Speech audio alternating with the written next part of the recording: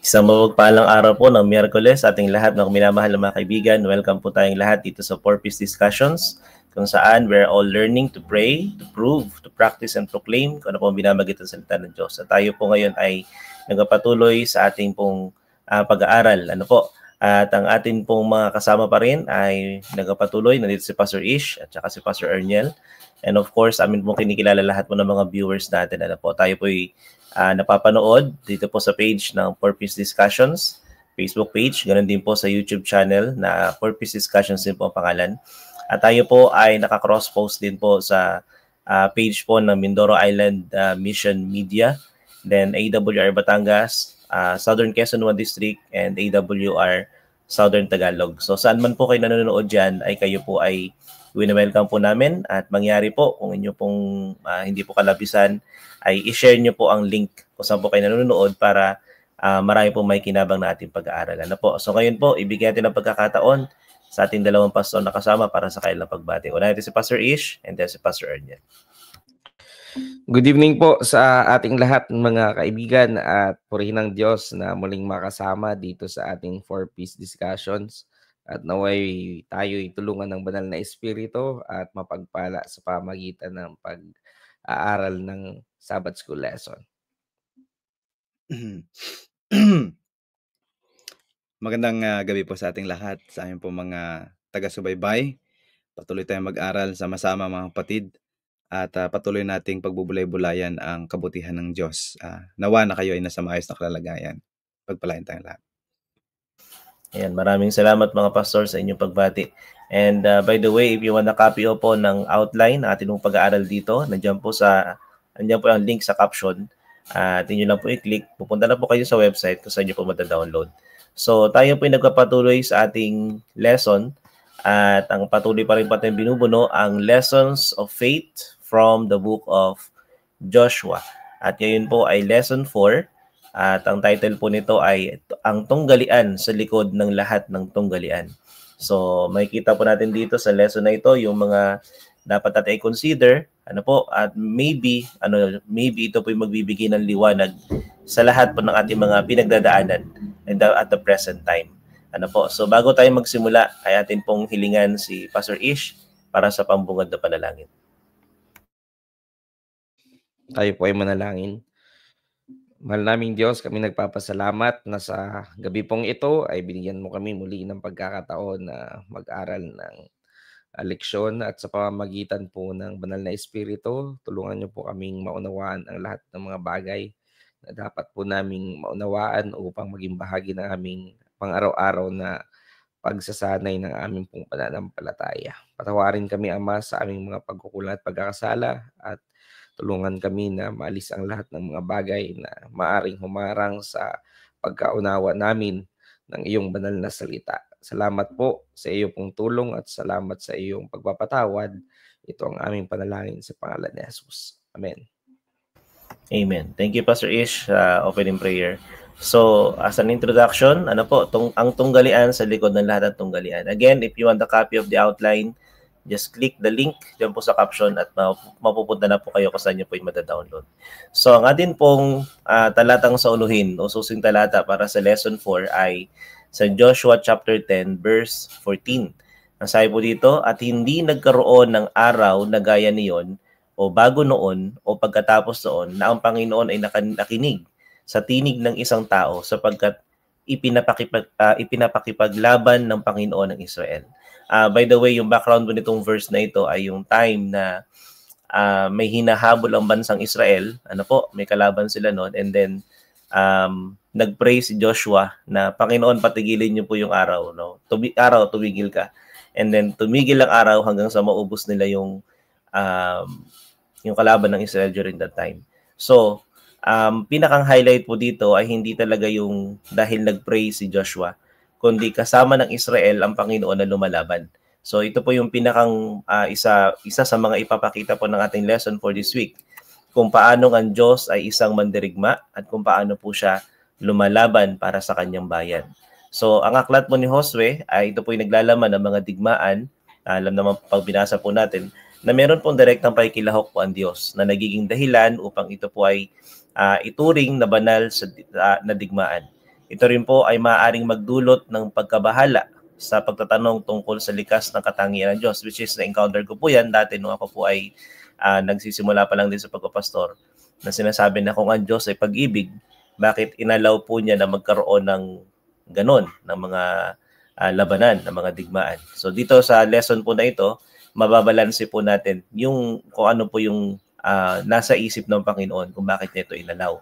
And then, sa pag-aaral po natin, mahalaga na tingnan natin ito sa pamamagitan po ng tamang pananaw na nakabatay po sa malaki o dakilang tunggalian sa pagitan po ng kabutihan at kasamaan. Isa sa mga i-highlight din po ng lesson natin ay yung realidad na tinuturo po ng Biblia na at the present, simula noon hanggang ngayon, ay meron pong nagaganap na great controversy.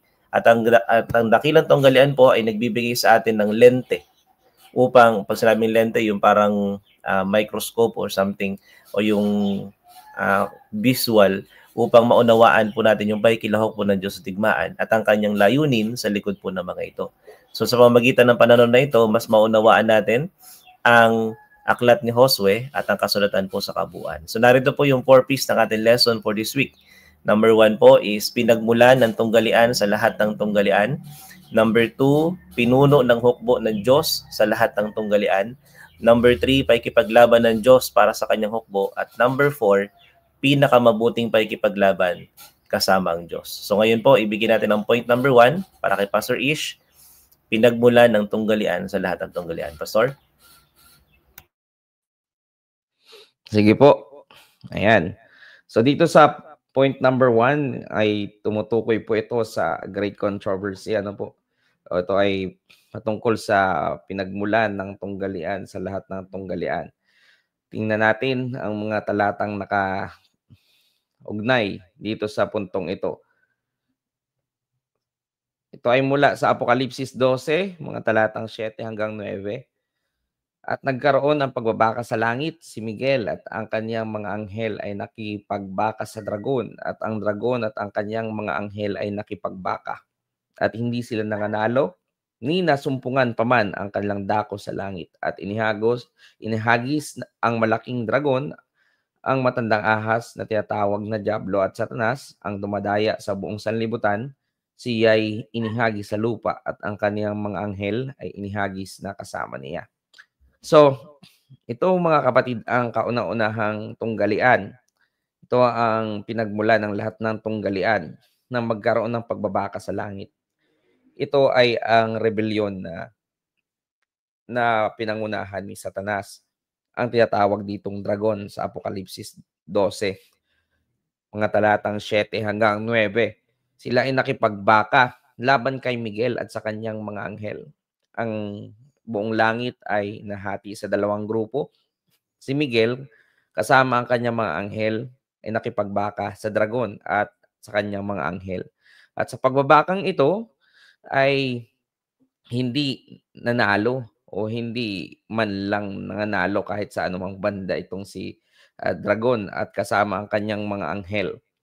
At sa kanilang pagkatalo ay sila'y pinalayas sa kaharian ng langit. Kaya ang sabi dito ay hindi na sila nakasumpong ng anumang dako sa langit. Inihagis, pinalayas doon ang dragon at ang kanyang mga anghel. Ang sabi dito sa talata ay inihagis ang malaking dragon, ang matandang ahas, ang tinatawag na Diablo at Satanas.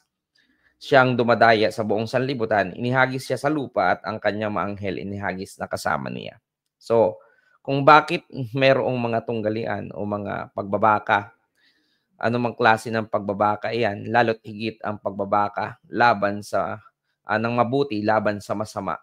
Ito ay nagpasimula hindi sa lupa kundi sa isang nilalang ng Diyos na may malayang kalayaan na mas pinili ang magrebelde laban sa Diyos kaysa ang sumunod sa Kanya. Siya si Satanas, ang dating anghel na pinangalan ng Lucifer o tagapagdala ng liwanag. Pero sa kanya nga pong malayang pagpili ay kinalaban niya ang kataas-taasan ng langit. Kung kaya nga siya ay pinalayas mula sa langit, inihagis sa lupa at sa pamamagitan ng pagkahagis sa kanya sa lupa, dahil siya ay wala nang nasumpungan na lugar sa langit, sa kanyang paglibot sa mga daigdig. Ay dito, ang atin pong sanlibutan ay naging kabahagi o naging nadamay dahil sa pandaraya ni Satanas. Ayan, nakalagay dyan sa talata. Ano po? Ang puso ng tunggalian. Wika ng Deuteronomio 30:19. Aking tinatawag ang langit at lupa na pinakasaksi laban sa inyo sa araw na ito, na aking ilalagay sa harap mo ang buhay at ang kamatayan, ang pagpapala at ang sumpa. Kaya't piliin mo ang buhay upang ikaw ay mabuhay, ikaw at ang iyong binhi. Ilan pa ito sa mga talatang kaugnay ng ating puntos. Dito ay ibinabahagi sa atin na meron talagang dapat tayong pamilian. Dahil sa paglalaban ng mabuti at ng masama, dapat nating mamili. Ito ay ang panig, ang kabutihan ay siyempre sa panig ni Hesukristo nagpapakilalang buhay at pagkabuhay na maguli. Si Satanas naman bilang kaaway ay nagrerepresenta sa kamatayan sapagkat siya ay patungo sa kaparusahan ng kamatayan at lahat ng mga tao ay gusto niyang idamay patungo sa kamatayan. Ay binabahagi dito sa aklat na ito ng Deuteronomio na ibinibigay ng Diyos ang malayang pagpili sa atin. Kung ano ba ang dapat nating piliin, ibinabahagi din niya. Sinasabi niya ang pamimilian pero sinasabi niyang piliin natin ang buhay. Sapagkat yan ang nais ng ating Panginoong Diyos at nariyan masusumpungan ang walang hanggang kaligayahan. Hindi lamang tayo, kundi kung maaari, piliin din ito ng ating mga binhi o ng ating mga anak o ng mga henerasyong manggagaling sa atin. Yan ang sabi ng Panginoon. Unang binanggit niya ito sa bayan ng Israel. Pero patuloy itong binabanggit ng Panginoon maging sa mga espiritual Israel sa ating kapanahunan sa pamamagitan ng pananampalataya. Kalagayan ng tunggalian ngayon sapagkat ang ating pakikipagbaka ay hindi laban sa laman at dugo, kundi laban sa mga pamunuan, laban sa mga kapangyarihan, laban sa mga namamahala ng kadiliman sa sanlibutan ito, laban sa mga ukol sa espiritu ng kasamaan sa mga dakong kaitaasan. Kaya nga, sabi kanina ni Pastor Joshua, ay hindi ito lamang yung pakikipagdigma, yung naranasan ng bayan ng Israel sa panahon ni Josue. Hindi lamang yung pakikipagdigma laban sa laman sa pamamagitan ng pakikipagbaka sa mga humahadlang na mga kaharian na sila ay hindi makarating sa lupang pangako. Sa kabila ng lahat ng iyon, sa likod ng lahat ng iyon ay mayroong pagbabaka na ginagawa ang dyablo na kanya pong kinakalaban ang bayan ng Israel o yung iglesia ng Diyos sa ilang na hindi makarating sa kanilang pangako. Ginagamit niya ang mga paganong bansa para sila ay pigilan, sila ay takutin, sila ay mawalan ng lakas ng loob na magtiwala sa Diyos. Kung kaya nga't yung kanilang naging karanasan sa totoo lamang ay sumasalamin sa ating espiritual na pakikipagbaka na tayong lahat na pinapangakuan ng Panginoong Diyos na buhay na walang hanggan at titulo na makapanirahan sa langit na bayan, ginagawa ng kaaway, pipigilan niya tayo. Kung maaari ay mamatay tayo na tayo ay nasa kasalanan o sa pagtalikod para hindi natin marating ang lupang pangako o ang langit na bayan. Kaya nga ang ating pakikipagbaka, pinapaliwanag sa atin ni Apostol Pablo na kung meron man tayo nakikita mga physical wars, dapat nating tatandaan ay merong tunay na pagbabakang nangyayari sa bawat puso ng tao o sa bawat isip ng tao. Ito ay ang pagbabaka ng mabuti laban sa masama. Ngunit patuloy namang ibinabahagi ng Panginoong Diyos ang pagtatagumpay sa pamamagitan ng kanyang lakas at biyaya. Tayong lahat ay makapanagumpay sa ating pakikipagbaka laban sa masama. Dito sa puntong ito ay mayroong mga prinsipyong itinuturo. Una, ang Diyos ay lumikha ng mga nilalang na may malayang kalooban at pagpili. So katulad ng binanggit ko kanina, si Lucifer ay isa namang sakdal na nilalang ng Diyos. Ngunit dahil siya ay nagkaroon na sumpungan ang kalikuan sa kanyang puso, siya ay nagmataas dahil sa kanyang kagandahan, pinili niya ang lumaban sa Diyos at nasumpungan natin si Lucifer ay hindi nagtagumpay.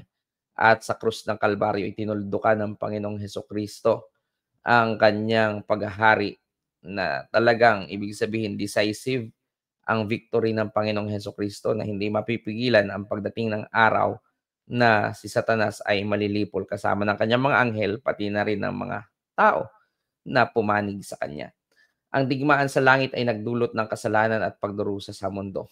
Yung mga nararanasan po nating mga dulot ng kalamidad, o kahit nga yung mga sanggol na sa sinapupunan pa lang ng kanilang mga magulang ay meron ng defects, lahat ng mga sakit, lahat ng kamatayan, lahat ng mga trahedya, lahat ng mga violence, krimen, lahat ng masama, dulot ito ng kasalanan, pagdurusa sa mundo ay galing kay Satanas. Bakit? Dahil nga ay umayon sa kanya ang ating unang mga magulang, si Adan at si Eva, sa pamamagitan ng pagsuway sa kaisa-isang utos ng ating Panginoong Diyos na may kinalaman doon sa puno na may pagkakilala ng mabuti at masama, yung bunga ng punong iyon. Ang bawat isa sa atin ay kasangkot sa dakilang tunggalian. Tunay po yan, sapagkat tayong lahat na ipinanganak sa laman, tayong lahat ay nanggaling kay Adan at kay Eva na nagkasala. Simula nang sila ay magkasala, lahat na ng ipinanganak ay merong makasalanang likas.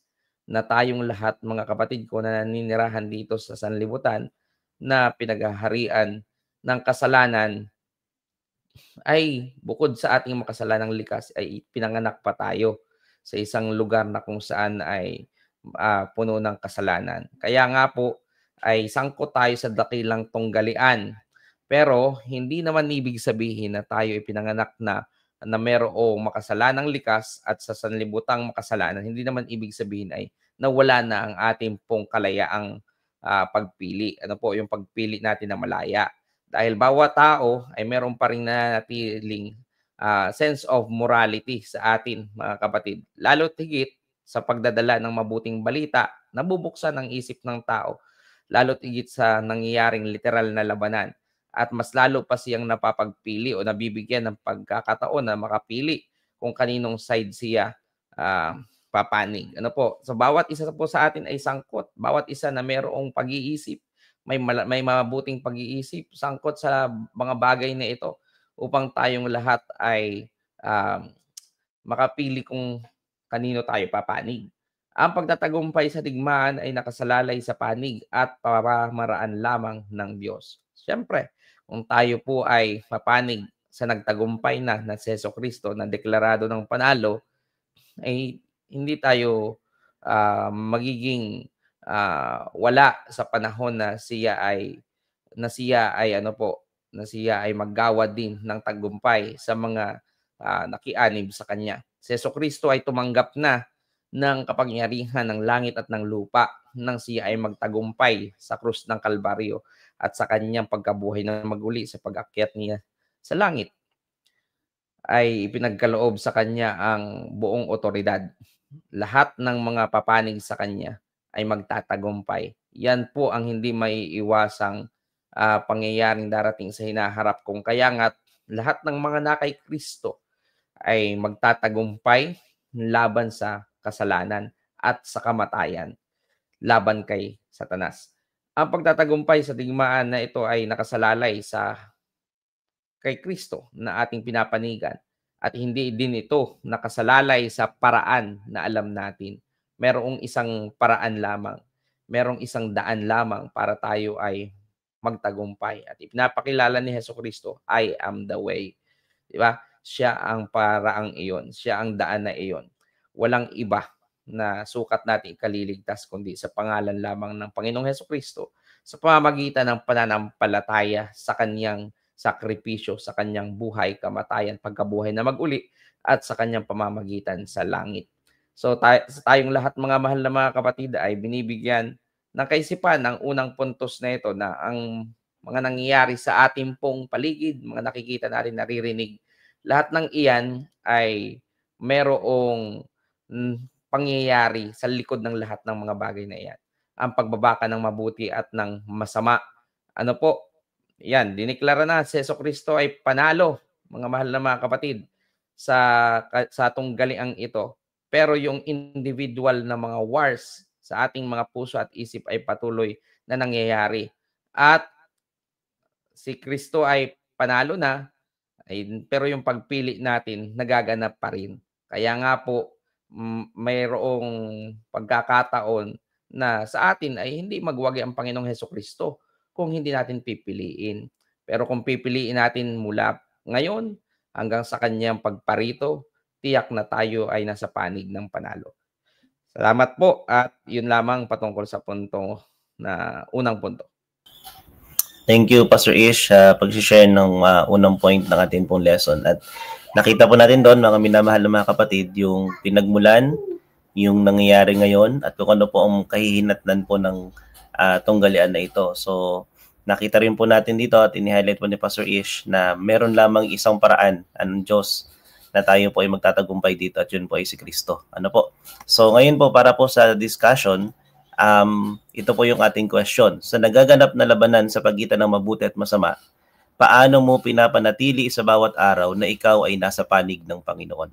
So, mahalaga po itong tanong na ito at tingnan po natin ang sagot ng ating mga pastor. Natin si Pastor Erniel and then si Pastor Ish.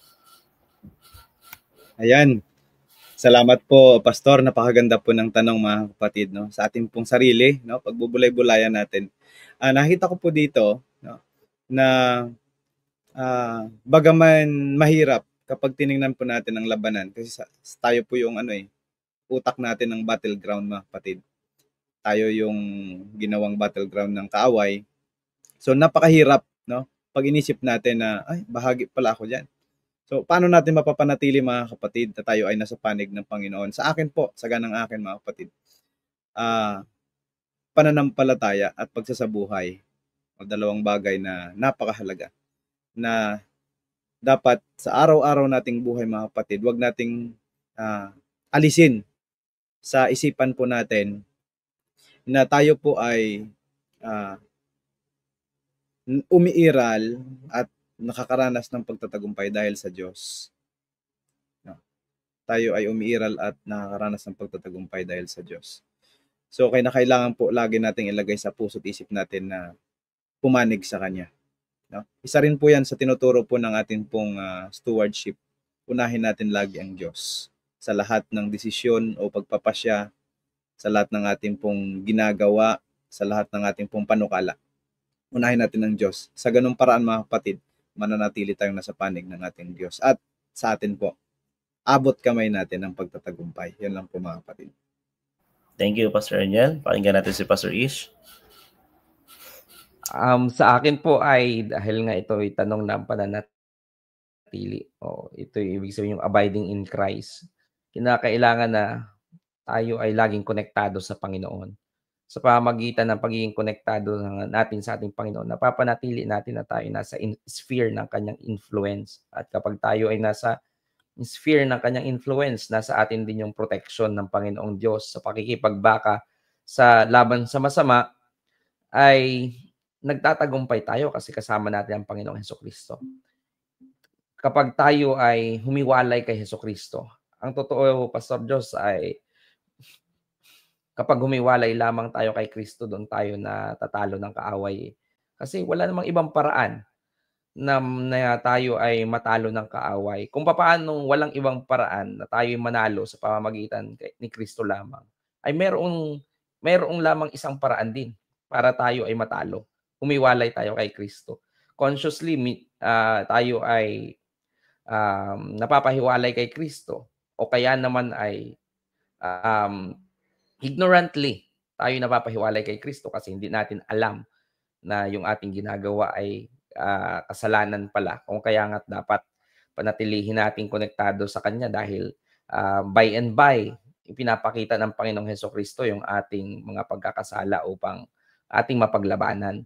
So, hindi ibig sabihin na meron tayong likas na makasalanan.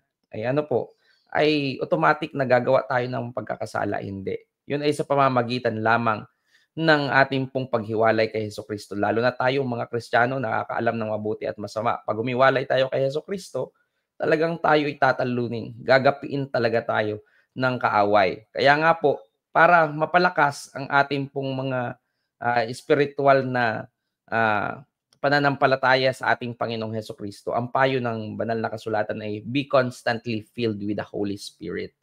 Tayo po ay patuloy nawang mapuspos ng banal na espiritu.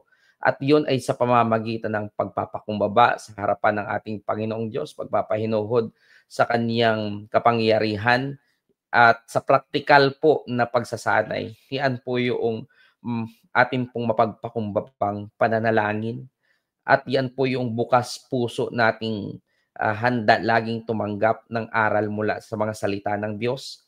At yung ating pong masunuring pagkilos para gawin ang kanyang kalooban sa araw-araw nating buhay. Sa paraang iyon, Pastor, ay ating pong napapanatili ang ating sarili sa impluwensya ng Panginoong Hesukristo. At yan din yung pinagsisikapan kong gawin araw-araw. Una sa lahat, ay ang makipag-konekta sa Panginoon. Maraming salamat po. Thank you sa kasagutan, Pastor Ernie, Pastor Ish. Sa akin naman personally, yung prayer of constant surrender, sa Panginoon, every day, every moment. Kasi once na nakalimot talaga tayo na sumurrender, ang susunod na mangyayari dyan, yung gusto natin. And then, papasok ang kaaway para mas lalo tayong madiin at mapalayo sa panig ng Panginoon. So, yung constant surrender sa Panginoon. And then, na-try ko din naman ito, yung pagre-recall ng mga Bible verses, na lagi mong pinifeel yung isip mo ng salita ng Diyos. Kapag may dumating na isang panunukso ang kaaway, i-reject mo siya and then i-replace mo siya ng salita ng Panginoon, which is para sa akin nagiging effective siya. So, lahat po ng sinabi ng ating mga pastors, mga minamahal na mga kapatid, ay these are all effective, and maybe some of you ay ginagamit po ang ilan dito or lahat ito, at ituloy-tuloy lang po natin kasi sa present time, habang nagaganap po ang tunggalian, talagang yung choice po ay kailangang masundan po ito. Hindi mo lang basta pipiliin sa isip mo na gusto mo sa panig ng Panginoon, kundi meron din tayong cooperation sa Panginoon para manatili talaga tayo sa panig ng Panginoon. Kasi ang Diyos, gagawin niya lahat ng means para ingatan tayo, para manatili tayo doon. Pero we have to want it. At kailangan po nating i-cooperate yung sarili natin na hindi tayo malalayo sa panig po ng ating Panginoon. So, thank you po mga pastors sa inyong kasagutan. At sa mga viewers po, if you have answered to this question, i-post nyo lang po dyan sa comment section mga kapatid, para marami rin po may kinabang. So, punta po tayo sa point number 2, i-discuss po ni Pastor Ernie. Pastor? Mga kapatid, pinuno ng hukbo ng Diyos sa lahat ng tunggalian. Titingnan po natin ang ilang mga talata mga kapatid dito po sa Joshua chapter 5 verse 13 to 15. Nang si Josue ay nasa may Jericho, kanyang itinaas ang kanyang paningin at nakita niyang nakatayo ang isang lalaki sa tapat niya na may tabak sa kanyang kamay. Lumapit sa kanya si Josue at sinabi sa kanya, "Ikaw ba'y sa panig namin o sa aming mga kaaway?" At kanyang sinabi, "Hindi. Ako'y naparito bilang pinuno ng hukbo ng Panginoon." At si Josue ay sumubsob sa lupa at sumamba. At sinabi sa kanya, "Anong ipinag-uutos ng aking Panginoon sa kanyang lingkod?" Sumagot ang pinuno ng hukbo ng Panginoon kay Josue, "Hubarin mo ang panyapak sa iyong paa, sapagkat sa dakong iyong kinatatayuan ay banal." At gayon ang ginawa ni Josue. Pagpapatuloy mga kapatid. Sangayon sa Sons and Daughters of God ni Ellen G. White, Tagalog translation, ang hukbo ng manunubos ay nag-aanyaya ng kusang loob na pagpapatala. Dapat mayroong ganap na pagsuko ng mga hilig, kagustuhan at pagyakap sa mga paraan sa kagustuhan ng Panginoon. Ang ating gawain ay sundin ang mga utos ng makapangyarihang general ng mga hukbo. Magkaroon ng pananampalataya sa Diyos, matatag na pananampalataya sa kasanayan at kakayahan at katapatan ng iyong pinuno na nakakaalam sa plano ng labanan. Napakaganda mga kapatid. Sa unang bahagi ng talata ay binasa ho natin. Nakita natin na ang Diyos ay nagpakilala na siya ang pinuno ng mga hukbo. Makikita natin doon ang tanong mahalaga yung tanong ni Joshua. Sabi ni Joshua, ikaw bagay sa aming panig o sa aming kalaban, no? Pero ang nakita niyo mga kapatid, ang sagot po ng Panginoon sa kanya ay hindi. Hindi ako sa panig ng kalaban, ako mismo ang pinuno ng hukbo ng Panginoon. So nung na-realize ni Joshua yon, talagang kasi mga kapatid, sa time na yun, takot na takot sila. Kailangan nila ng kakampi. Kailangan nila ng kasiguruhan na nandyan pa rin ang Panginoon. Kasi hindi basta-basta pasukin ng Jericho, mga kapatid. Napakahirap po pasukin ng Jericho. Ito po ay may matatag na wall, na bakod, mga kapatid. At ang mga tao doon ay talagang kinumpara nila. Hindi kaya, mga warrior ang tao doon, mga kapatid. So dito, nung sinabi ng Panginoon sa kanya na ako ang sabi niya, hindi ako naparito bilang sabi niya, hindi ako panig ng kaaway. Ako yung naparito mismo bilang pinuno ng hukbo. Ibig sabihin, ako mismo ang mangunguna, ako ang lalaban mismo.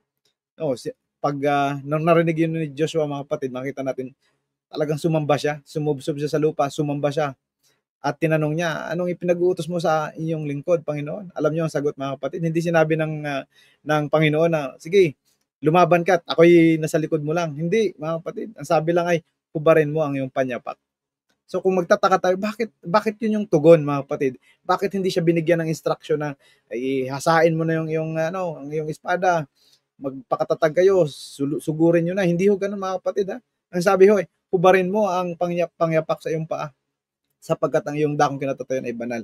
So dito, mga kapatid, sa ikalawang slide, makita natin, pinaliwanag ng propeta, mga kapatid, na ang nais ng Diyos, mga kapatid, sa pakikipagdigma ay tayo ay sumuko.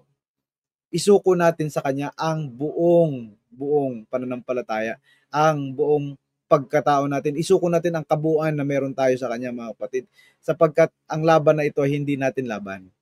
Ito ay Kanyang laban. Talagang doon ipinakita ng Diyos na siya talaga ang makikipaglaban sa Israel, mga kapatid, sa Kanyang mahal na bayan. So titingnan po natin itong mga puntos na nais pang idagdag, mga kapatid. Ellen G. White, Steps of Christ, page 43. Ang pinakadakilang labanan ay ang pakikipaglaban sa sarili. So dito dinidiin, mga kapatid, kung bakit kailangan natin isuko ng buo ang ating sarili, sapagkat ang laban na kaya natin, ang laban na ating kinakaharap na pinakadakila ay hindi ho ang pakikipaglaban sa kaaway, kundi pakipaglaban sa ating sarili. Kapag tayo ho'y nanagumpay, mga kapatid, sa pakipaglaban sa ating sarili sa tulong ng banal na Espiritu, tapos na ho ang digmaan. Kasi ho ang lumalaban sa digmaan ay hindi tayo, ang Diyos, mga kapatid. Ang kailangan lang natin buong pagtatalaga at buong pagpapasakop sa ating Panginoon. Ang pagsuko sa sarili, pagpapasakop ng lahat sa kalooban ng Diyos ay nangangailangan ng pakikibaka, ngunit dapat magpasakop ang kaluluwa sa Diyos bago ito malinisan sa kabanal. Napakaganda, mga kapatid, ng mga salita ng ating pong mensaherang si Ellen G. White. So tingnan po natin ang itinuturong prinsipyo, mga kapatid. 4, una, pagsuko sa kalooban ng Diyos. No? Mahalaga na itanong natin kung tayo ay nasa panig ng Diyos, hindi kung siya ang nasa ating panig. Ang tanong dito, mga kapatid, ang tanong dito, hindi kung saan panig ang Diyos, kung saan tayo pumapanig. Ito'y tanong sa ating sarili, mga kapatid. Kaya madalas nakikita natin sa ating sarili, sa mga ganitong kalalagayan, kapag tayo'y nakakaranas ng pagsubok, hamon, mga kapatid, minsan ang ating tanong ay, Panginoon, nandyan ka pa ba? Di ba? Minsan, Panginoon, dinidinig mo pa bang panalangin ko? Hindi ho yun yung tanong dapat, mga kapatid. Ang dito pala, mga kapatid, ay buong isuko natin ang ating kalooban sa Diyos at ang ating tanongin yung sarili natin. Ako ba'y nasa panig pa ng Diyos? Ako ba'y nasa Panginoon pa? Pangalawa, pagkilala sa kapangyarihan ng Diyos. Kinikilala natin na ang Diyos ay kapantay ng Diyos, kaya nararapat siyang sambahin at igalang. Mga kapatid, hindi naman, kung papansinin natin, sa lahat ng panahon, hindi umiral sa ating kaisipan na tayo mas mataas sa Diyos. Talagang alam natin, tanggap natin na ang Diyos ay Diyos. At tayo ay nilalang. Pero kung minsan, mga kapatid, nakalimutan natin na bilang pagkilala sa Kanya na bilang Diyos, nararapat na siya ay sambahin. May kaakibat yun na pagsamba at paggalang, mga kapatid. May kaakibat yun na pagkilala sa mas mataas na kapangyarihan kaysa sa atin. Kung minsan sinasabi natin, kinikilala natin siya ang Diyos, pero ang ending mga kapatid ay tayo pa rin ang, kumbaga, nawawala na yung pagkilala, pagsamba natin mga kapatid. Tayo ang nangingibabaw ang ating mga pagpapasya. Pangatlo, pagtitiwala sa pamumuno ng Diyos. Dapat tayong maging handa na tanggapin ang strategiya at pamamaraan ng Diyos. Kapag isinuko na natin ang ating sarili sa Diyos sa panahon ng mga hamon, pagsubok na dumadating sa ating buhay, mga minamahal mga kapatid, tandaan ho natin, kaakibat po yun yung pagtitiwala at pagpapasakop doon sa estratehiya na meron ng Diyos. Paraan ng Diyos, mga kapatid, ang masusunod. Isuko natin yung ating paraan ng Diyos ang masusunod. Handa tayo.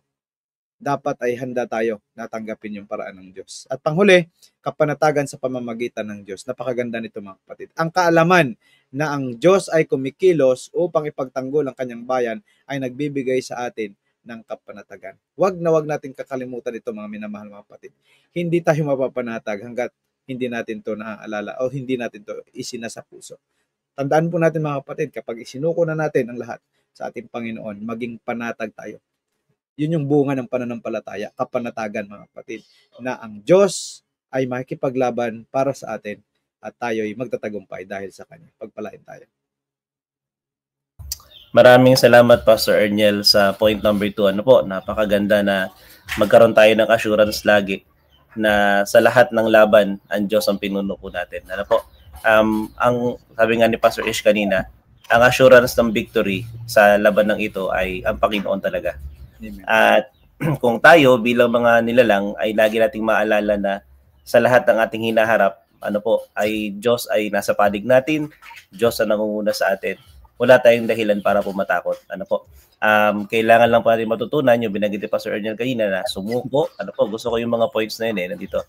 Yung kusang loob, ganap na pagsuko, pagyakap sa paraan kagustuhan ng Panginoon, magkaroon ng pananampalataya at katapatan sa Panginoon. Yun yung mga kung titingnan natin sa mata ng stewardship. Ito mismo yung hinahanap ng Panginoon sa atin bilang katiwala niya sa huling panahon. Much more dahil tayo po pare-parehong humaharap sa malaking tunggalian na ito. Yun din po yung hinahanap ng Panginoon po sa atin. So, bago tayo magpatuloy sa point number 3, which is mas ma-intensify po doon itong point number 2, tingnan po natin itong katanungan na ito. Paano natin maipapakita ang ating pagsuko sa kalooban ng Diyos sa ating pang-araw-araw na buhay? At lalo na kapag nahaharap tayo sa mga pagsubok at hamon. So, ano ba yung way, mga pastors, sa mga viewers, para talagang masabi ng Diyos na tayo ay sumusurrender talaga? Ano po? So, tingnan natin sagot ni Pastor Ish and then si Pastor Erniel. Yung naalala ko yung nasa James. Sabi doon ay, resist the devil and it will flee from you. Pero sabi muna doon ay, draw near to God and He will draw nigh to you. So, kinakailangan nating lumapit sa ating Panginoong Diyos. Ano po? At ang sa totoo ay malapit lamang ang ating Panginoong Diyos. Kung ating titingnan nyo, ang point number 2 ay ang Panginoon ng mga hukbo ang siyang lumapit kay Josue. Ano po? At si Josue din lumapit sa kanya. Ayan. Yan. So, ganap yung sinasabi ng teksto doon sa pangyayaring iyon. At sa pinakita ni Josue na kanyang pagsamba, pagsubsob sa harapan ng pinuno ng mga hukbo, ay yun na yung kanyang pagsuko. Sabi doon ay wika ni Josue, ano ba ang nais ng Diyos na ipagawa sa iyong lingkod? Yun ang sabi niya doon sa Panginoon ng mga hukbo. Ang sabi noong Panginoon ng mga hukbo sa binanggit ni Pastor Erniel na talata, hubarin mo ang iyong panyapak sapagkat ang lupa na iyong kinatatayuan ay banal. So ginawa yun ni Josue, sumunod siya. So yun yung pagsuko, mga mahal na mga kapatid. Tayo ay lumapit sa ating Panginoong Diyos, kilalanin natin ang kanyang supremacy, ang kanyang pagiging Diyos na dapat nating sambahin, pasalamatan, purihin, luwalhatiin, at isuko ang ating buhay sa Kanya.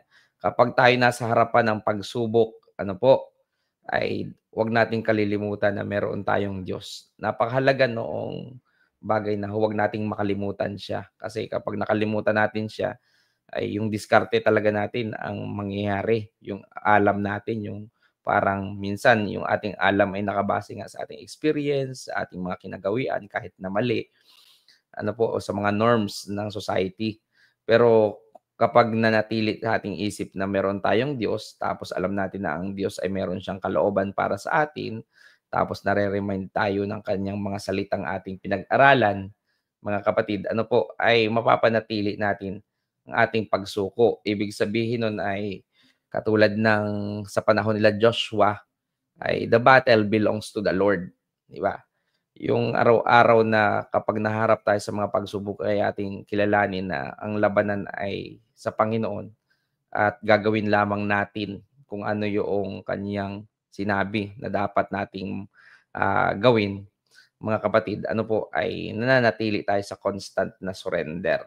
Ayan, kaya nga, sa totoo lamang, sa habang tayo ay merong makasalanang likas, papasyal-pasyalan tayo from time to time ng doubt, papasyal-pasyalan tayo na from time to time ng fear, o kaya naman ay ng uncertainty. At kadalasan kapag ang ating sarili ay napangunahan ng takot, uncertainty, and fear, ay ang sunod na resulta niyan ay tayo ay nagre-resort sa mga temporary na mga bagay na akala natin ay meron tayong constant doon na pagtatagumpay, like sa mga vices, sa mga worldly amusements, di ba? O kaya naman ay sa kapangyarihan ng tao. Tayo ay nagre-resort tayo sa mga ganon. Ano po? Pero sa totoo lamang ay wala itong dalang security sa atin. Kaya nga po kapag binisita tayo ng takot, ng pagdududa, ng anxiety, ng uncertainty, dapat magkaroon tayo ng constant na recognition na mayroong Diyos. At kapag mayroong Diyos tayo sa ating buhay, diyan na ibinibigay ng Panginoon yung sinasabing the peace that transcendeth or passeth all understanding. Kapag meron tayo ng kapayapaan sa Diyos, mga kapatid ko, ay napakahalaga nun, napakaganda ng ating pong karanasan ng ating buhay. Dahil pagpayapa tayo amidst the threat of fear, anxiety, uncertainty, ay tayo ay makapagsasabi, parang katulad noong sa kanta na, "It is well with my soul." Ano po? So, purihin ng ating Panginoong Diyos. Yun ang aking masasagot diyan, Pastor, lalo na't sa harapan ng pagsubok. Thank you, Pastor Ish. Pakinggan naman po natin si Pastor Arnel. Pastor? Nagustuhan ko yung sagot ni Pastor Ish, mga kapatid. Nagkakaugnay yung sagot namin. Sa akin naman, dadagdagan ko doon ang tinatawag na pagsasabuhay sa pananampalataya, mga kapatid. Pagsabuhay sa pananampalataya. Minsan, ang ating dating ay nananalangin tayo sa Diyos na huwag umulan. Pero balisa tayo paghahanap ng payong kapag lalabas na. So, ganun din, mga kapatid.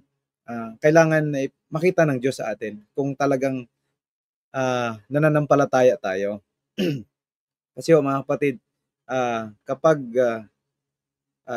sumasampalataya tayo sa Diyos, makikita to sa ating buhay, lahat ng mga nangyayari na circumstances, pagsubok at hamon nating nararanasan, kapag pinaubaya natin sa Diyos, yun ay nagpapakita na may pananampalataya tayo, mga kapatid. Hindi ibig sabihin na huwag na tayong magsumikap. Magsumikap pa rin tayo, pero nandun na yung tinatawag na kiniklaim na natin na ito'y mapapanagumpayan natin. Kasi nga, ipinaubayan natin na Diyos ang gagawa para sa atin. At alam naman natin, mga kapatid, yung mga bagay na yan, mga pagsubok at mga hamon, yan ho'y nangyayari. Ang tawag dyan, test. Kung ano na yung iyong relasyon sa Diyos. Test yun eh. So kapag ang test ay sinabi mo, dapat pala, ako talaga gagawa nito. Ang tinetest dyan, mga kapatid, hindi ikaw, kundi ang iyong relasyon na nabuo sa Diyos. Paano mo siya kinikilala? So kapag ipinaubaya mo na sa Kanya lahat, mga kapatid, ipakita mo na sa buhay mo, sa practical na buhay mo, ang pananampalataya, ay yan ay nagpapakita ng pagsuko, buong pagsuko sa Kanyang kalooban, mga kapatid. Ano man ang mangyari, ano man ang iyong madaratnan, ano man ang magiging bunga ng mga nangyayari sa iyong buhay, panatag ka.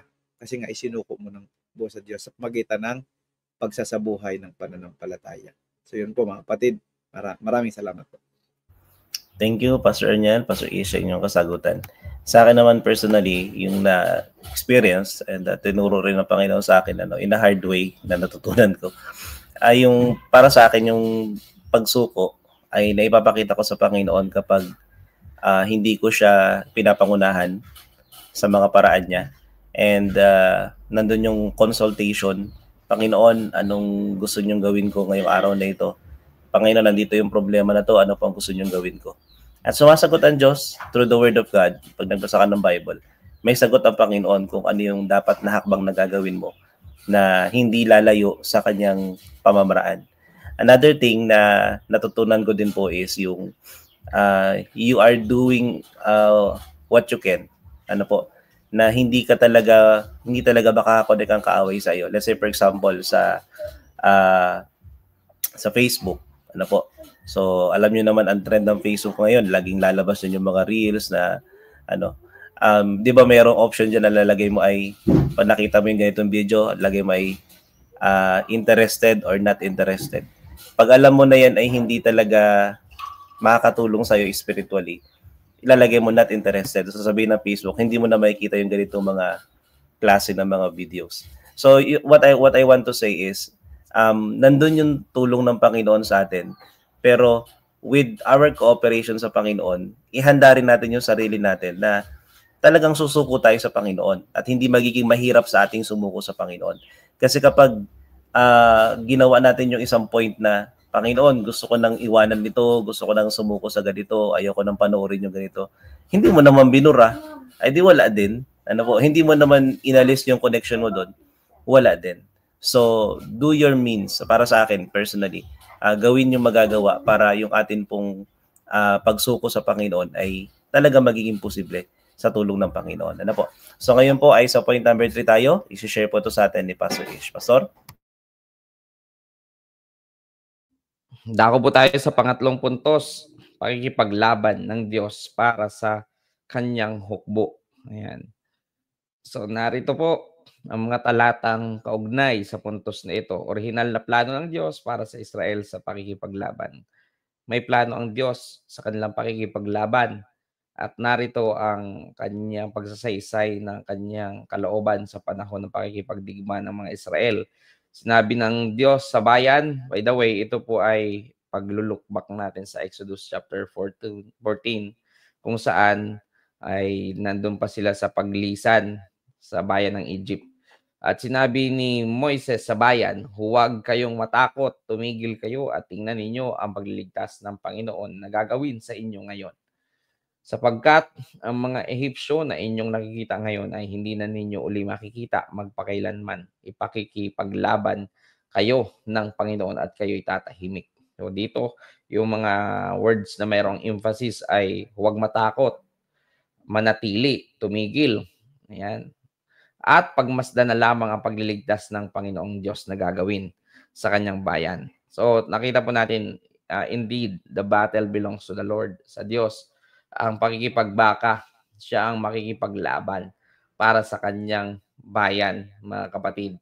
At inalisan ng gulong ang kanilang mga karo. Ito ang ginawa ng Diyos na kanilang hinila ng buong hirap na anupat sinabi ng mga Ehipsyo.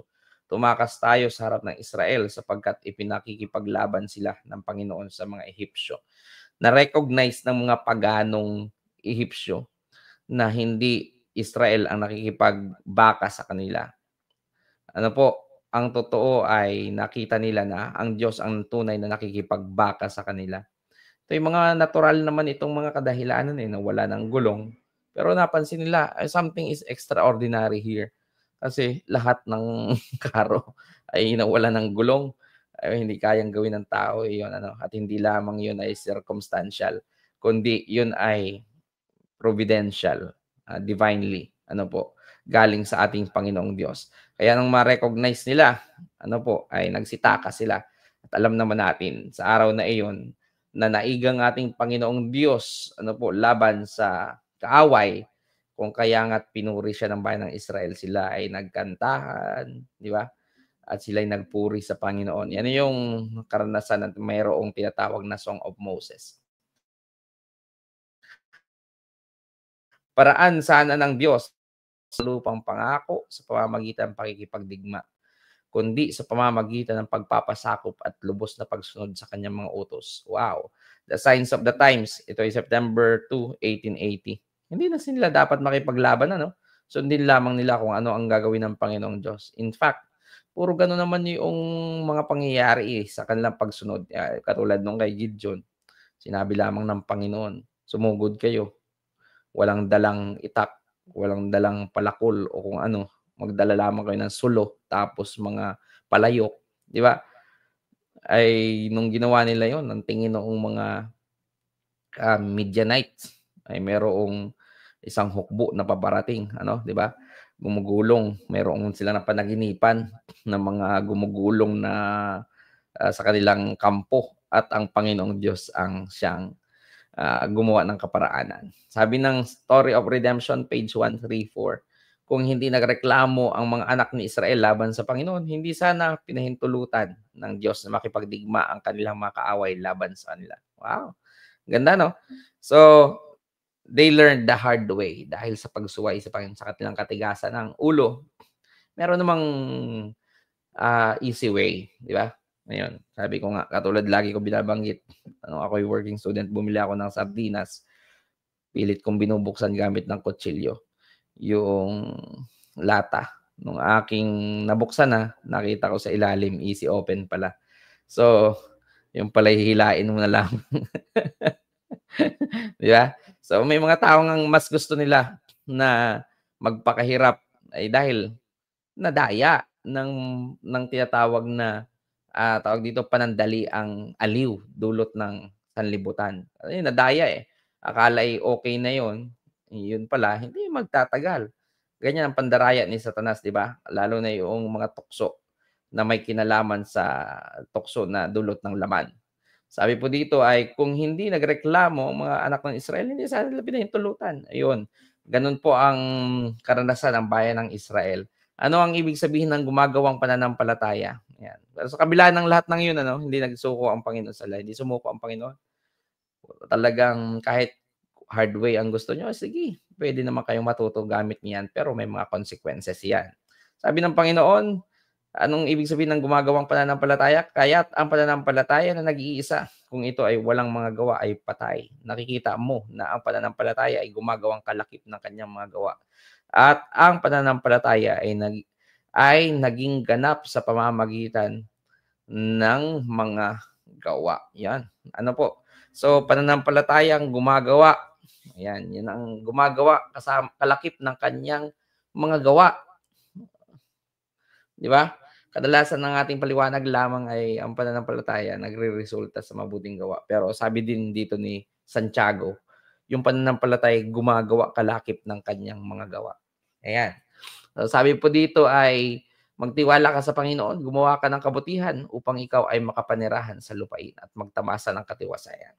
Ang dalisay na relihiyon at walang dungi sa harapan ng ating Diyos at Ama ay ito, ang dalawin ng mga ulila at ang mga balo sa kanilang kahirapan at panatilihin ang sarili na hindi nadungisan ng sanlibutan. Ayan, napakabuti po nais ng Panginoon na ang ating pananampalataya ngay gumagawa o yung tinatawag natin na working faith.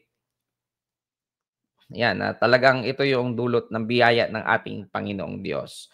Kaya nga po, sa pagparito ng Panginoon, di ba sa aklat ng Mateo, o hindi ako nagkakamali, sabi ng Biblia ay titipunin niya ang mga tao sa sanlibutan, titipunin niya sa kanyang kanan, at ang iba naman sa kanyang kaliwa.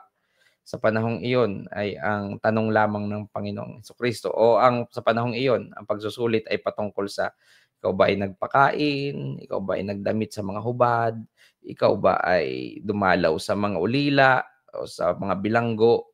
Yun ang katanungan sa panahon ng pag-aani o sa panahon ng harvest ng souls of the earth sa pagparito ng ating Panginoong Jesucristo. Hindi siya theological, kundi patungkol sa resulta. Dahil yung ating pong mga gawa, yung mga mabubuting gawa ng ating buhay, yan ay tunay na katunayan o ebidensya na nangyari talaga sa atin na dumating ang kaligtasan. at nagpapatuloy sa pamamagitan ng mga mabubuting gawa. Kaya nga po mga mahal na mga kapatid ko, sa mga Kristiyano, ayan, sabi ng Biblia, ay malalaman ng sanlibutan na kayo aking mga alagad kung kayo may pag-ibig sa isa't isa. Yung pag-ibig na iyon, nakikita iyon sa mga gawa ng ating buhay. Kaya nga yung pag-ibig na batas ng pag-ibig, 10 utos ay may kinalaman sa mga good works, di ba? Yan. So yun lamang, Pastor. Salamat po. At dito pa pala mayroong mga prinsipyong itinuturo. Pagtitiwala sa Diyos. Ang pagtitiwala sa Diyos ay mas mahalaga kaysa sariling kakayahan. Ayan. Nakita niyo po. Kasi yung ating mga sariling kakayahan, minsan, kinakailangan mo talagang ikilos ito. Pero pagtitiwala sa Diyos, mas mabuti magtiwala sa Diyos dahil maraming mga pagkakataon yung pinapakita sa atin na mismo Diyos ang kikilos. Magtiwala tayo sa Kanya. Minsan ginagamit niya din tayo at minsan gumagamit pa din siya ng ibang tao. Yan, so sabi po dito, pagsunod sa kalooban ng Diyos, ang pagsunod sa mga utos ng Diyos ay daan tungo sa tagumpay. Ayan, napakaganda. Ano po? Kapag tayo ay sumusunod sa ating Panginoong Diyos, unti-unti din niyang nire-reveal sa atin ang iba pa niyang mga kalooban. Kasi alam niya na masusunod natin, nasusundin natin ang kanyang kalooban. Ayan. Pananahimik at pagmamasahid. Sa halip na madali, dapat tayong manahimik at saksihan ang pagkilos ng Diyos. Ayan, napakahalaga po na sa ating pagtitiwala sa Panginoon ay full. Ano po? Kaya dapat tayo ay manahimik. Kapag tayo salita ng salita, baka hindi natin marinig ang sinasabi ng Panginoon. Kaya dapat na tayo po ay manahimik na lamang at tayo po ay magmasid sa kayang gawin ng ating Panginoon Diyos. Epekto ng pagrereklamo. Ang pagrereklamo ay nagbubukas ng pinto sa mga pagsubok at laban. Kaya nga ang bayan ng Diyos, sila ay secured na eh. Pero merong mga kondisyon na sinabi ang Panginoon Diyos sa kanila. Huwag kayong ganito, huwag kayong ganyan. At dahil sa pamamagitan ng kanyang pagsasaysay ng kanyang kalooban, mapapanatili nila sila ay nasa ligtas na kapamaraanan. Yan, kaya nga kapag tayo nagrereklamo, bubuksan ito ang pintuan ng mga pagsubok at mga laban sa ating buhay. Mga kapatid ko, ayaw ng Panginoong Diyos nang tayo ay madalas tayo ay nagrereklamo.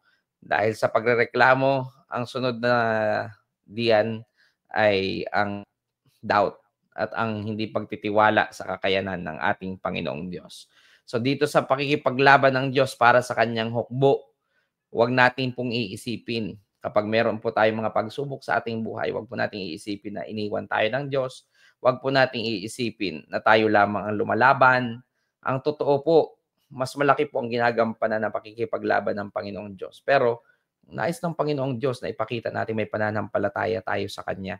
At minsan, gusto makita ng Panginoong Diyos yung katunayan ng ating pananampalataya sa pamamagitan ng ating mga gawa. Ano po?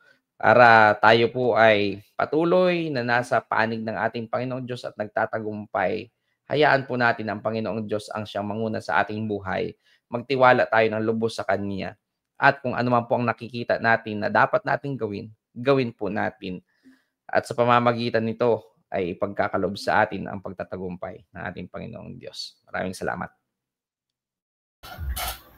Maraming salamat, Pastor Ish, sa pagdidiin ng point number 3. Ano po? At nakita po natin doon na ang Diyos ay nakikipaglaban.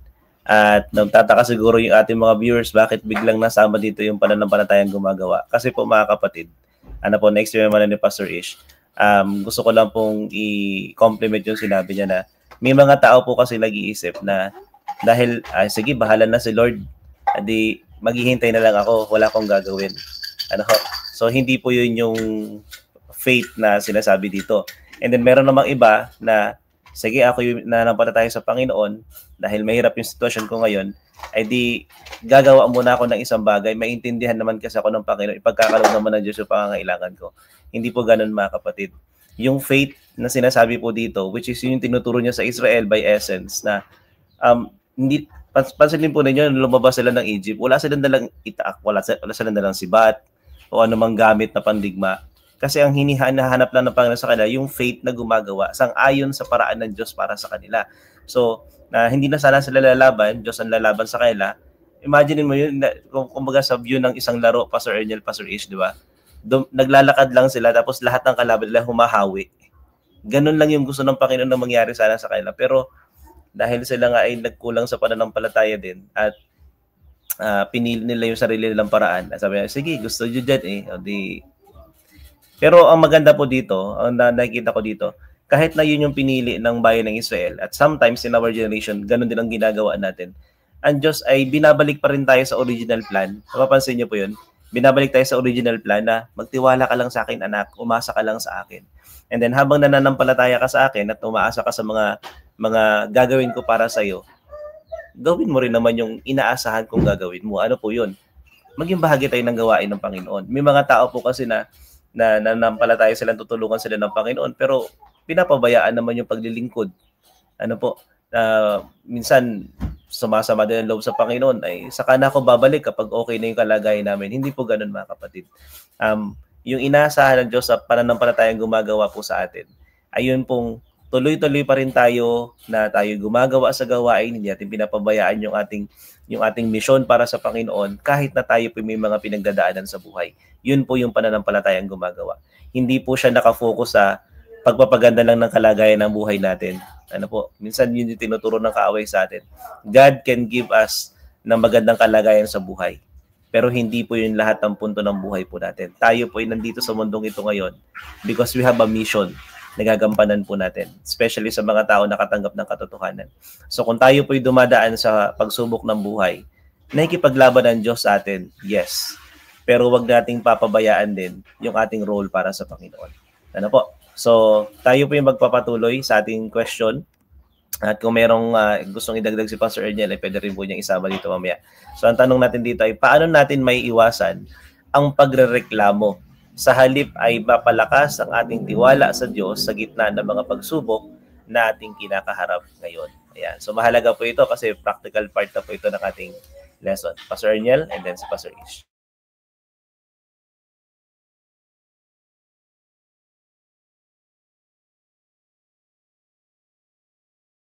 Humanly speaking, mga kapatid, talagang likas sa atin yung mareklamo. Kasi nandun yung kaisipan na hindi na-met yung expectations natin. Kaya pag hindi na-met, ang nagiging response natin magreklamo, mga kapatid. So paano natin maiwasan yung pagrereklamo? I-rephrase ko, paano natin maiwasan ang mahirap na pagrereklamo? Mga kapatid, imbes na magreklamo tayo, ang sabi ng tanong ay magpalakas ng ating tiwala sa Diyos sa gitna ng pagsubok na ating kinakaharap. So, nandoon mga kapatid, no? Nandoon sa tanong yung sagot. Para maiwasan natin ang pagrereklamo, magtiwala tayo sa Diyos. Magtiwala tayo sa Diyos. Hindi lahat ng mga expectations natin, yun yung the best na para sa atin. Kapag tayo nagtitiwala sa Diyos, mga kapatid, kahit yung mga bagay na hindi natin ine-expect, kapag nagtiwala tayo sa Diyos, gagawin niya yung mas the best na para sa atin. Kaya sa ganung paraan, unawain natin na kapag unawain natin at ipaubaya natin sa Diyos, mga kapatid, bawasan natin siguro yung pag-expect ng mga bagay na hindi tayo sigurado kung yun ay the best para sa atin. Siguro ay mas pairalin natin ang pananaw na lahat ng mga nangyayari dahil ako'y nagtitiwala sa Diyos, yun yung pinakamabuti para sa akin. So yun lang po, practically mga kapatid, ang nais kong may bigay na katugunan sa atin. Thank you, Pastor Erniel. Pakinggan naman si Pastor Ish. Tama. Ako isang-ayon doon sa sinasabi ni Pastor Erniel na kapag hindi naabot yung ating mga needs or expectations, hindi naman pala needs, kundi expectations kasi naabot naman ng Panginoon lahat ng ating needs, ay tayo nagre-reklamo. Bukod pa doon ay meron din kasi tayong sariling alam. Kasi halimbawa katulad, bakit ganun ang pinapagawa ng Panginoon? Pwede naman ganito. Di ba? May mga ganun tayo. May mga sarili tayong alam. So, paano tayo magtitiwala? Sa akin personally, halimbawa sa tao lang, ako nagtitiwala kapag nakita ko na mayroong mga bagay na hindi ko kayang gawin. Kaya niyang gawin. pinagtitiwalaan ko dahil nakita ko yung aking limitations na sa kanya lang paraan. Siguro ganun ang dapat nating isipin. Hindi natin kayang maligtas sa ating sarili. At ginawang posible ng Panginoong Diyos yung kaligtasan sa pamamagitan ng kanyang kamatayan sa krus para sa atin, yung mabuhay siyang banal. Sapat iyon na pagtiwalaan natin siya. Bukod pa doon, Pastor, ang pagtitiwala kasi nakabase din sa karanasan yung mga karanasan mo sa isang tao o karanasan mo sa isang persona. Kung wala ka pang karanasan sa Panginoong Diyos, ang pagtitiwala at pananampalataya ay nagpapasimula sa pagkilala sa Kanya. Faith comes by hearing and hearing by the word of the Lord. So kapag ang isang tao para siya makapagtiwala sa Panginoon, kung wala pa siya talagang personal na encounter, basahin niya ang Biblia. Yan ang pasimula. At unti-unti mabubuksan ang kanyang isip, ang Panginoon palang sumama sa akin nung panahong ito na ako'y naghirap kasi dati hindi niya nire-recognize ang Panginoong Diyos nung siya ay nakaalis sa isang masalimuot na sitwasyon noon dahil hindi pa niya alam. Pero nung binasa niya ang banal na kasulatan, ang Panginoon pala ang gumawa sa akin ng paraan. Yun yung unti-unti hanggang sa magkaroon na talaga siya ng personal experience na masasabi niyang unique sa kanyang pananampalataya o sa kanyang experience na sinamahan talaga siya ng Panginoon. So, yun ay nakakatulong para maiwasan ang pagrereklamo. Kaya nga po dapat magpasimula talaga tayo sa maliit na bagay at patuloy nating i-recall na kapag tayo nakaranas ng mga pagsubok sa buhay, sabi ng Biblia, yung mga nararanasan natin sa buhay, paulit-ulit lang yan Parehas na mga prinsipyo lang yan Kaya nga, kinategorize sa panahon ng Panginoong Hesukristo yung mga tukso at mga pagsubok sa buhay. May kinalaman una sa laman, yung ating pong panlasa, kasama yan. Meron patungkol sa kayamanan at meron patungkol sa power. Mga mahal na mga kapatid ko. Ay paulit-ulit lang po nating nararanasan yan. Kapag tayo ay katulad ng sa mga may karanasan na sa buhay pananampalataya, i-recall natin palagi kung paano tayo niligtas ng Panginoon noon, patuloy niya tayong ililigtas ngayon. Tayo lamang manatili sa Kanya. Gawin lamang natin yung mga sinasabi ng ating Panginoon. Talagang tayo aalis ng Panginoon sa mga pagsubok dahil wala namang pagsubok daw po na pinapahintulot ng Panginoon ating maranasan na hindi natin kaya. Kasi hindi ibig sabihin na ating sarili lamang makikipaglaban. Kasama natin ang ating Panginoong Diyos. Kaya, sabi ni Pablo, all things, I can do all things through Christ. Kaya nga po, mga kapatid ko, sa pagrereklamo, which is, sabi nga ni Pastor Erniel, nare-recognize natin natural talaga sa tao, iyan. Pero kapag ang isang tao ay naglagak ng kanyang pagtitiwala sa Diyos fully, dahil sa kanyang naranasan kasama ang Diyos, pati na rin sa patuloy na pagkilala sa Kanya, nababawasan ang pagrereklamo until such time na maging kumpiyansa tayo sa ating Panginoon na siya ay gagawa at kikilos at kaya niyang gawin lahat, pati na ang imposibleng bagay para sa atin. Si Pedro, nung makita niya na buong gabi kami ay nangisda, wala kaming huli. Pero si Jesucristo, nung sinabi niya sa akin, punta ka doon, araw na yon, maliwanag, nakita na siya ng mga isda. Punta ka doon sa bandang malalim-lalim, ihugos mo ang iyong lambat.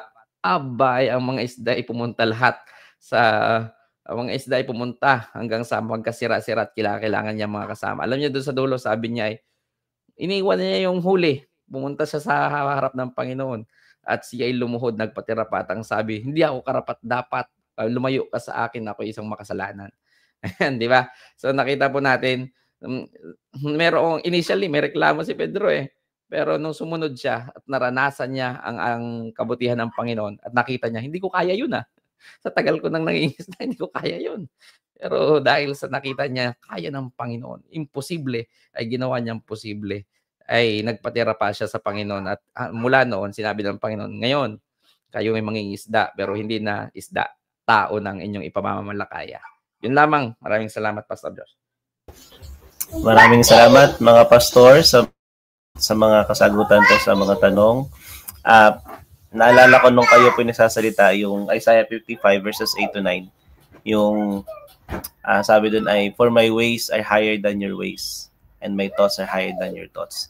So, sa akin personally, yung verse ay nagpapaalala po sa akin na hindi sa lahat ng pagkakataon yung gusto ko ay gusto ng Diyos. Hindi sa lahat ng panahon yung pamamaraan ko ay gagawin paraan ng Diyos.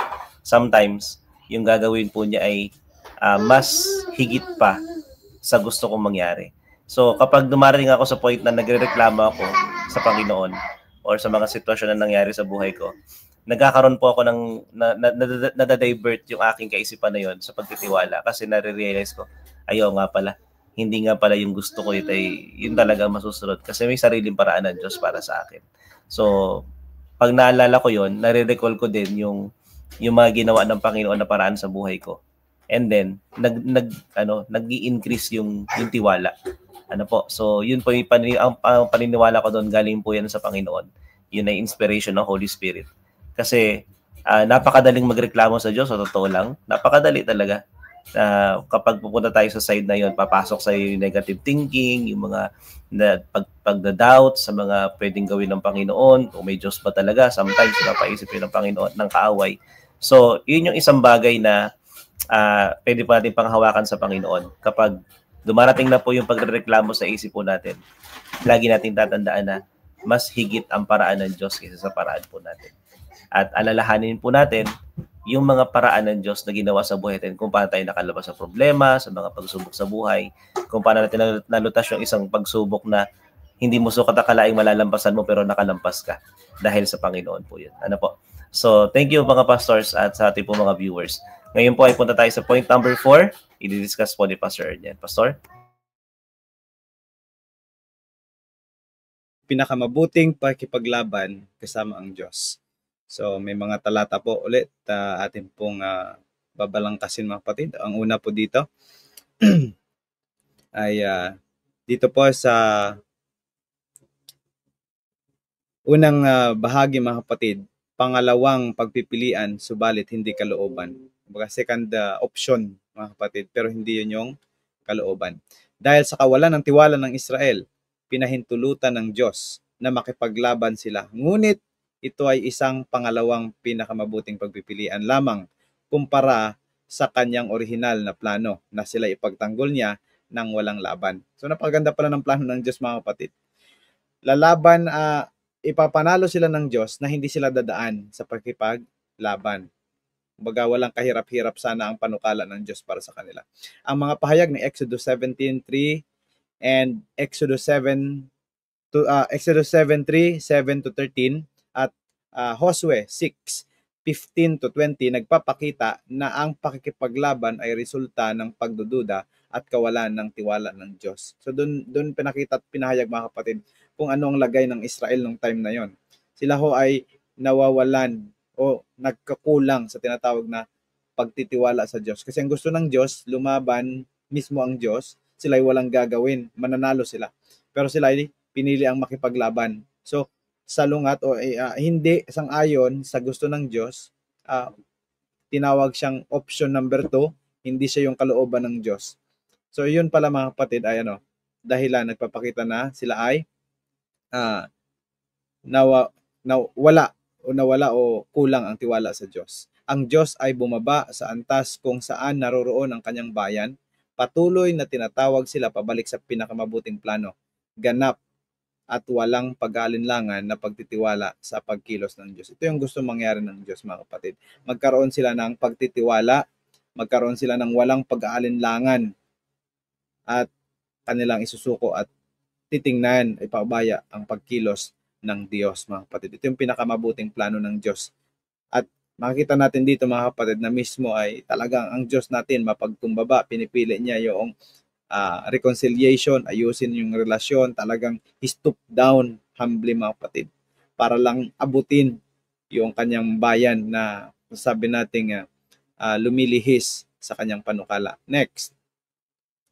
Ito po yung mga prinsipyong nais ituro sa atin mga kapatid. Una, pagdududa bilang sanhi ng laban. So kung wala sanang pagdududa mga kapatid, hindi na sila umabot doon sa pakikipaglaban. Ang kawalan ng tiwala sa Diyos ay nagbubunga ng pakikipaglaban at pagsubok. Ganito po mga kapatid ang nangyayari sa atin. Kapag tayo ay nawalan ng tiwala sa Diyos, gumagawa tayo ng mga paraan sang-ayon sa ating pag-iisip. Tinitimbang natin ang circumstances sang-ayon sa ating timbangan, sariling timbangan. Kung kaya mga kapatid, nakakaranas tayo ng pagkabigo. No? At pag tayo nabigo, saka tayo lalapit sa Panginoon. Panginoon, bigo ako. Panghihinaan tayo ng loob. Alam niyo, ang Panginoon, talagang napakabuti ng Panginoon. Tayo'y aahunin ng Panginoon doon sa pagkabigo natin. So makikita niyo mga kapatid, cyclic mga kapatid na nangyayari. Nangyayari sa lumang Israel, nangyayari sa ating panahon ngayon. So pangalawa, pagkilos ng Diyos sa gitna ng kawalan ng tiwala. Sa kabila ng ating kawalan ng tiwala, ang Diyos ay kumikilos pa rin upang tulungan tayo. So dito natin makikita mga kapatid ang katotohanan na ang Diyos ay tapat kahit hindi tayo nagiging tapat sa Kanya. Hindi ho nawawala yon mga kapatid. Ang Diyos lang ang constant, mga kapatid. No? Bagaman ang ating buhay, ang ating katatayuan sa Diyos ay inconsistent, ang Diyos lang ang tanging consistent sa ating buhay, mga kapatid. Siya lang yung tapat at nananatiling tapat, mga kapatid. Kaya kumikilos siya, no, sa gitna ng kawalan natin ng tiwala. Kasi hindi maalis yun sa Diyos. Kapatid, hindi yun maalis sa Diyos. Ang pag-ibig, hindi yun maalis sa Diyos. Kahit na tayo hindi umibig sa Diyos, talagang binigay niya ang kanyang buhay. No? Ang buhay ng kanyang bugtong na anak. Kahit pa tayo ay hindi kaibig-ibig, mga kapatid, kasi siya ay pag-ibig. Siya yon, mga kapatid. So makita natin doon na sa bahaging ito, sa ating buhay, mga kapatid, sa kabila ng minsan nawawala tayo ng tiwala sa Diyos, ay kumikilos pa rin ng Diyos alang-alang sa atin. Dahil siya ay tapat sa lahat ng panahon. Pangatlo, digmaan bilang pagsubok ng katapatan. So ang pakikipaglaban ay nagiging pagsubok sa ating katapatan at pagtitiwala sa Diyos. So hanggat hindi tayo humarap sa mga battles, mga kapatid, hindi masusubok yung ating pagtitiwala sa Diyos. Kaya kung minsan magtataka tayo bakit may mga trials, challenges na dumadaan sa ating buhay, yun ay inaalaw ng Panginoon, mga kapatid, para subukan yung ating katapatan sa Kanya. Hindi para pahirapan tayo. Hindi para ipaintindi sa atin na walang-wala talaga tayo, mga kapatid. Gusto niyang magtiwala tayo sa Kanya. At panghuli, mga kapatid, ang resulta ay nasa kamay ng Diyos. Napakaganda. Wala po sa ating kamay. In short, mga kapatid, wala sa ating kakayanan yung pagtatagumpay at resulta. Sa Diyos lagi yan, mga kapatid. So, I hope and I pray, no? I hope and I pray na sa ating pakikipaglaban sa buhay araw-araw, mga minamahal na kapatid, ay itong 4 na prinsipyo, no? Ay ating pong isa puso't isa buhay at ating pong ipahayag, mga kapatid, na ang resulta lagi nasa kamay ng Diyos. Pumanig tayo sa Diyos, mga minamahal na kapatid. Salamat po. Ayan, maraming salamat po Sir Arniel sa pag-discuss ang point number 4. Nakita po natin at itinuro po sa atin yung tamang pakikipaglaban. Hindi pala yung sariling lakas. Tama talaga yung sinasabi na not by might nor by power but by my spirit, says the Lord. So nasa Panginoon ang tagumpay sa labanan pong ito. At kahit gaano pa kabigat ang laban, mga kapatid, sabi nga ni Pastor Arniel kanina, ang resulta ay nasa kami ng Panginoon. So that's just the side of the Lord. So bago tayo magtapos, ito po ang short conclusion, and then hihilingan pa natin ang ating mga pastors for their closing thoughts and appeal sa atin pong lahat. So as a conclusion, mga kapatid, ngayon nakita po natin ang tunay na senaryo ng labanan, ay binibigyan din po tayo ng tamang pagkakaunawa sa kung ano po talaga ang tungkulin ng Diyos sa atin. At kung ano talaga yung ating tunay na kalagayan bilang isang nilikha ng Panginoon. At ipinakita na rin po sa atin ng Panginoon yung side kung saan talaga tayo makasiguro ng tagumpay. Ang hinihiling lang po sa atin ng Panginoon ay pumunta tayo lagi sa panig niya. At huwag nating hayaan na yung ginagawa ng kaaway ay maglayo po sa atin pong Panginoon. So, narito po ang ating dalawang pastors for their closing thoughts and appeal para po sa ating lahat. Unahin si Pastor Ish and then si Pastor Arniel.